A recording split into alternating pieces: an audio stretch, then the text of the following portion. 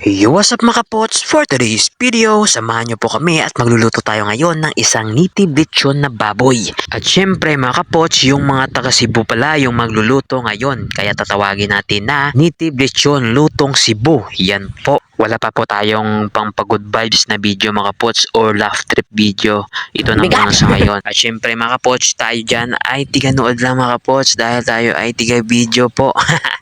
At syempre para malaman din natin kung ano yung mga sikreto na ilalagay sa tiyan ng baboy. At syempre yung pagkatay at proseso kung paano gawin mga kapots. Diba mga kapots, so grabe ang galing po ng aking tiyuhin. Kinakamay lang po yung pagpatanggal ng balahibo ng baboy. At nandito na po tayo ngayon sa parteng nilalagyan na ng limas ang loob ng katawan ng baboy. At syempre mga kapots, di mawawala yung tanglad at yung ibang ingredients na pampasarap.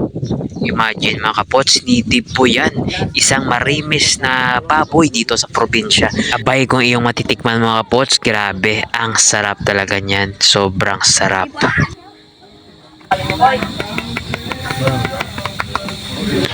Ayun na po at malapit na po maluto yung ating lechon native na baboy.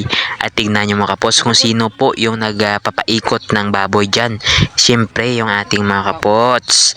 At habang ako'y nagbo-voice over, grabe, takam na ako dyan. At doon na tayo ulit sa parteng luto na po yung ating baboy mga kapots. Ay tignan nyo, Shingwa na po yung unang tumikim. Alay!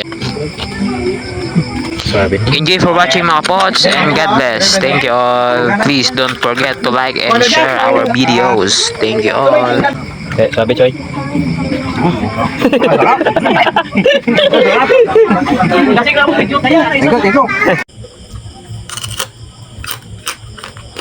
Wow. Sarap.